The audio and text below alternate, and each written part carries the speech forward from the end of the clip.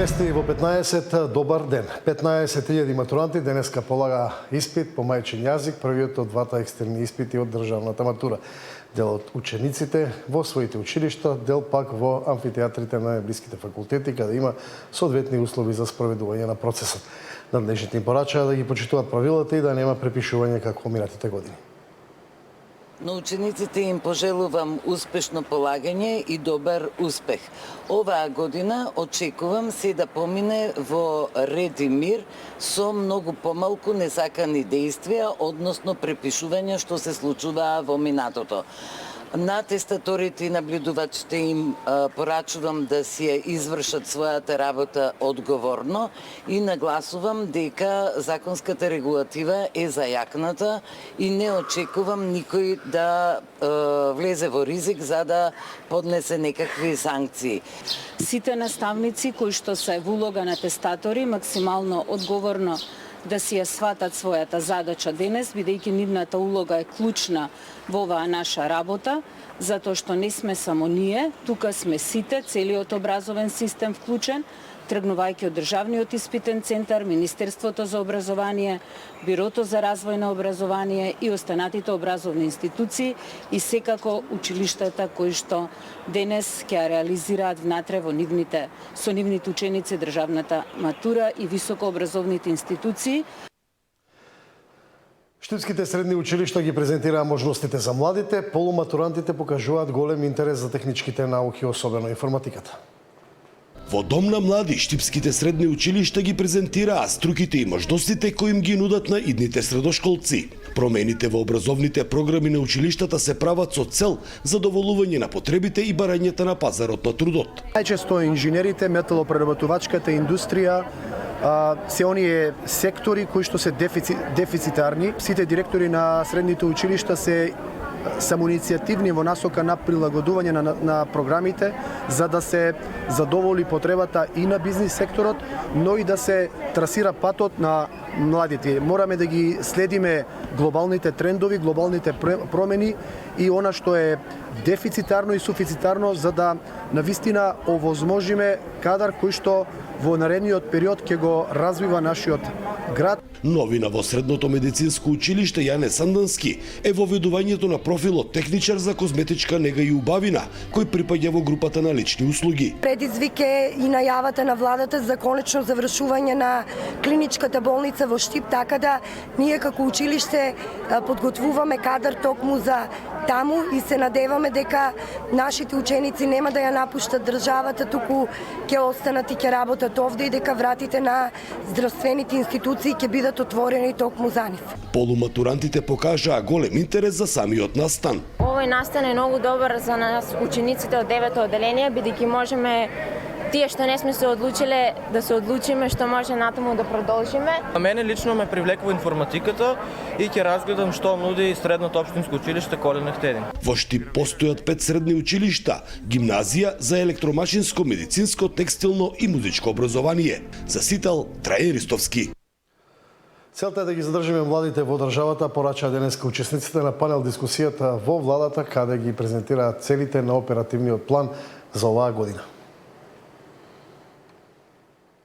Со доедукацијата, реедукацијата на овие луѓе кои досега не биле на пазарот на труд, се зголемува ефикасноста на компаниите во кои што тие ќе работат. Кога се зголемува ефикасноста на компаниите во кои што тие ќе работат, не се зголемува само профитот на компанијата, туку се подобруваат и условите во кои што овие луѓе ќе работат, затоа што задолжително мора да се вложи и во условите во кои што работат работниците, за компанијата да има профит. Значи, нераскинлив дел е да центрите за социјална работа бидат ултраактивни во делот на пренесување на информациите кои што однесуваат пред се за таргетот на групи кои што се под наша надлежност. Тоа се корисници на гарантирана минимална помош, лица со инвалидност, односно попреченост, жени ромки и сите жртви на семејно насилство исто така се дел од овој оперативен план кој што се како таква категорија, така да преку Центарот за социјална работа заедно со Агенцијата за ротување, бидејќи ние години назад го правиме истото, мислам како еден тим заеднички, да сите информации кои што се комплементарни помеѓу двете денеска министерства претходно воедно, да центрите заедно со поддршка на работените во Агенцијата за ротување да имаме заеднички пристап и информирање на самите корисници.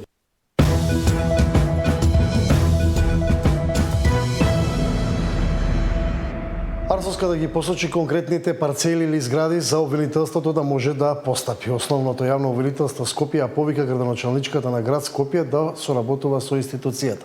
Откако вчера Арсовска во телевизиско гостување рече дека добивала закани 3 години и очекува да биде убиена, од обвинителството велат дека на располагање е дежурен јавен обвинител кој би ја сослушал Арсовска за сите сомневања, сознанија и закани, за потоа да ги проверат сите околности.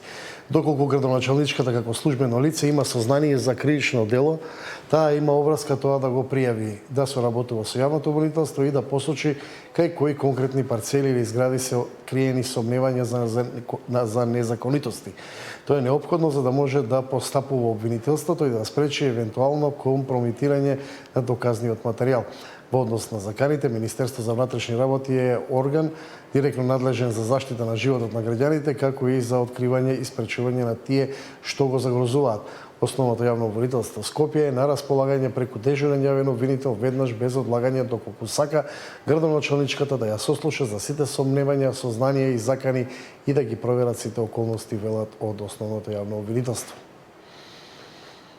На темата дивоградби во Чаир денеска реагираше и СДСМ.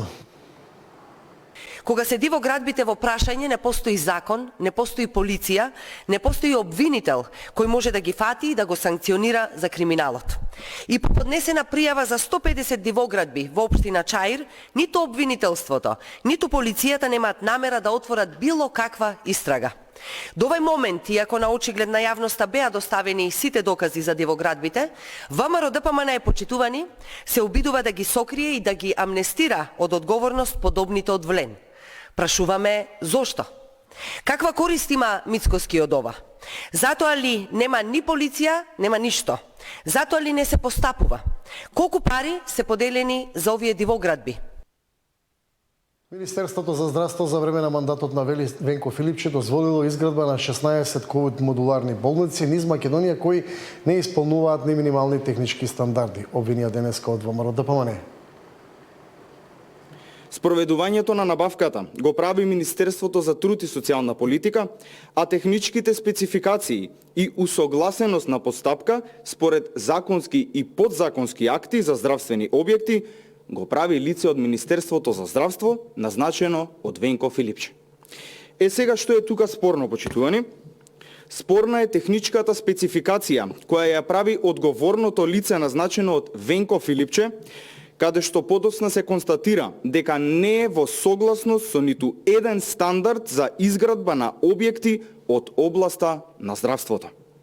Не се почитувале Законот за градење и Законот за здравствена дејност и не се почитувале минималните технички стандарди за заштита од пожари и експлозии. Исто така, многу важно за овој случај е што овие болници се набавени и поставени како стоки, а стоки во ниту еден случај не можат да бидат користени како објект во кој се обавува здравствена дејност. И тука е крајот на овие вести, следните се во 16, имајте пријатен ден.